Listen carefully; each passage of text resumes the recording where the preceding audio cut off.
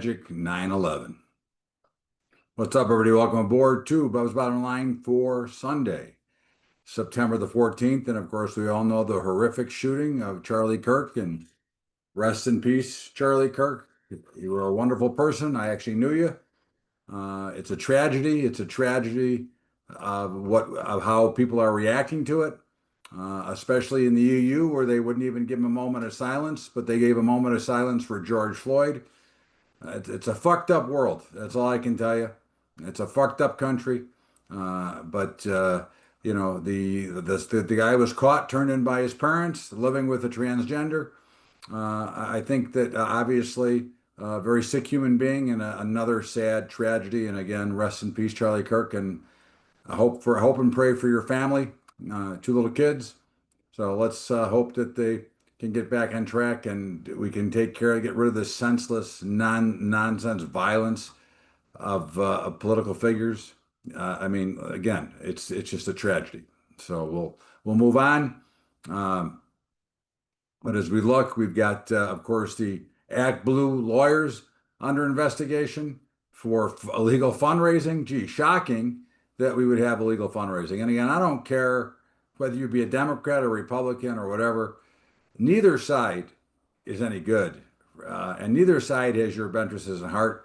If you remember the saying from Ronald Reagan, I never trust the statement, "I'm here from the government and I'm here to help." But the donors, again, the money raised is ridiculous, and that's, of course, we now hear that that George Soros is being looked into for potential RICO violations, which the RICO violations are the catch-all for everything. Okay, but certainly, in my opinion, not a good man, not a good person, and certainly doesn't have the best interest of the average American in his heart. So again, that's just an opinion. Consumer confidence tumbles to lowest as inflation expectations calculate completely broken. Look, at the end of the day, inflation is not coming down. Okay, and if they cut rates, okay, it's going to spike inflation even further. Remember, the average person does not benefit from the rate cut. I can't keep telling you the same thing, but you have to understand. You go back 1 year ago, the 10-year notes are up 100 basis points. The Fed funding rate is down 100 basis points, which means the only one who's done any good through that is the banks. So again, please understand what you're begging for, because all you're dealing with is a market that has a very dangerous outlook. The cowards on financial media will not tell you, but the money, the overflow, the money supply, the amount of dough they're pumping in on air, valuations. Look, I'm not telling you the markets are going to collapse. I'm not telling you they're going down. You know that I'm a believer that markets go up year over year. Okay, obviously there are years it doesn't go up, but over time, I'm very bullish the American stock market still. But there are times when you get to points that are just so extremely overbought that, I mean, we are at historic proportions. We are at historic valuations right now. This is very reminiscent of the internet bubble. Okay, again, I'm not telling you to sell. I'm not telling you to get out. I mean, you know, again, I'm going to always be long, even though my positions, when you hear in our market report, are short. I still believe that the markets will go up higher, and I'm willing to hold my long-term investment. But as a trader, I'm willing more to look to the short side of the market. But in the meantime, you know, the perceived importance of going to college. Yeah, I was always a believer that college is not for everybody. Okay, and certainly at the price you got to pay now. I mean, think about it. If you pay, how many years you have to work to make the 200,000 or 300,000 to go to college? Okay, the college debt is killing this country. Okay, but yet we continue to pile it up, and we continue to make it a ridiculous requirement. I don't get it. You know, for me, you know, I think that there's a lot of money to be made, and I mean, my two kids, they both have careers. They've both been in the same job for 8 years, and neither one of them needed college for the jobs that they had. But they're both professionals. So hey, again, that's always up to you. Food prices spike again, and what's in your wallet? What's in your basket? Okay, that basket keeps getting smaller and smaller when you continue to see the high price of groceries. Okay, Trump's crackdown on prescription drug ads. Look, I think that it's criminal, the amount of advertising they do.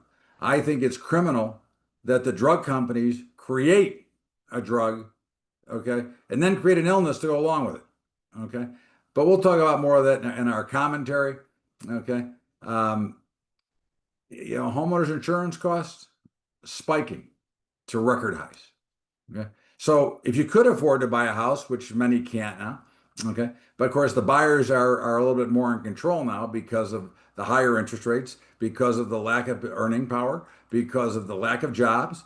And so the buyers are gaining more control. But again, can they get a mortgage? This is the problem. Okay.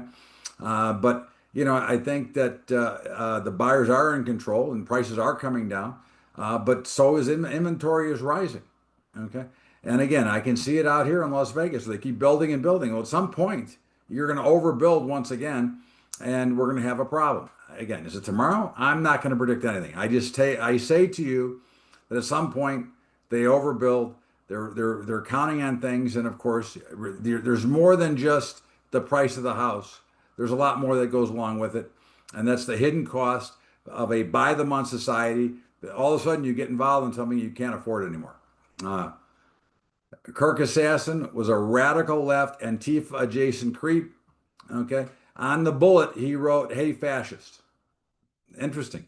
Okay, and I tell you, the overall picture, markets made record highs. Okay, but I see a lot of issues in the economy, and we'll talk more about that in our market report when we come back from our break on here on Bubba's Bottom Line for Sunday, September the 14th. What's up, everybody? Well, again, we have sponsors for the show, and of course, I want you to check them out. Listen, they're brokerage partners. I do have other brokers, so again, full disclosure, but check them out, and that is TRADIER Brokerage, $10 a month. I mean, again, how can you beat it? Saves me over $100,000 a year. Equities, options, and futures. Capital Trading Group, commodities and futures. They're a great partner of ours, does a lot of things with us. Wonderful to be a part of them. And of course, our new sponsor, The Joy of Mom, which we are also investors in. Again, a place for moms to go and get answers to a lot of their questions. So it's a wonderful site. And of course, our high school program, which again, financial literacy is so important that we just seem to let it go by. In the meantime, let's get back to Bubba's Bottom Line with me, Todd Bubba Horwitz, and our market report. Welcome back. It is Bubba's Bottom Line. It is Sunday, September the 14th. And of course, markets went to all-time new highs again. They continued to charge higher, and not a surprise. I mean, again, we know that markets can go up longer. Okay, we know that the exuberance of markets can continue. And again, we're not going to tell you that they're going down. We just tell you that there should be some cause for some concern here. But as we look at the markets, the dollar is still stagnant. We don't trade it, but if we did, we'd be long dollars. We are still short the euro currency. Bonds and notes, we're still flat. Now, of course, you have the Fed this week. So we'll see. There's a lot of news this week. Retail sales, FOMC, Philly Fed, New York Empire Manufacturing. So you could see some movement in these markets. We have a big inversion in the yield curve. Short-term rates are way expensive, more expensive than long-term rates. If you look at a CD, a 3-month CD is 4.3%. A 6-month CD is 3.9, and it goes down. So that is known as a yield curve inversion. And not very bullish, but we'll see how the bonds react. We have no position. We're flat right now. Bitcoin looks like it's about ready to break out. Bitcoin and Ethereum alike. We'll see. We're flat right now. Gold, new highs once again, but did settle. It settled below 3,700 after hitting it earlier in the week. I think gold is probably going to see a little bit of selling. Again, I'm bullish gold long term, along with silver. We are flat both, and of course, platinum, which we don't trade. We would be long platinum if we did, but we don't trade it. Copper, we're still long. The grain markets, we're long corn, which had a nice up move on Friday. We're flat wheat and flat soybeans.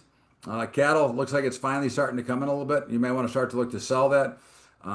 To me, it looks like it's finally starting to show some weakness after driving bananas for a while.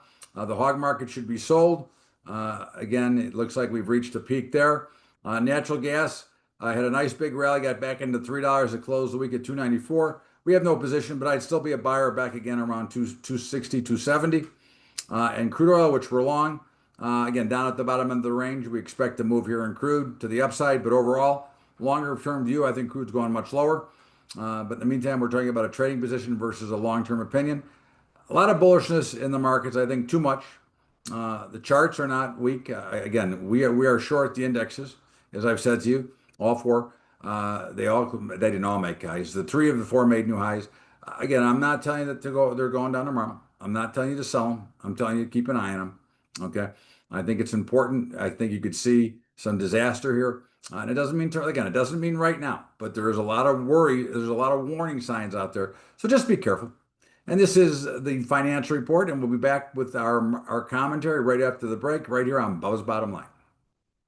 Okay, just a reminder, our sponsors, TRADIER Brokerage, Capital Trading Group, The Joy of Mom, and our high school program. And let's get right back to our commentary right here on Bubba's Bottom Line on Sunday, September the 14th.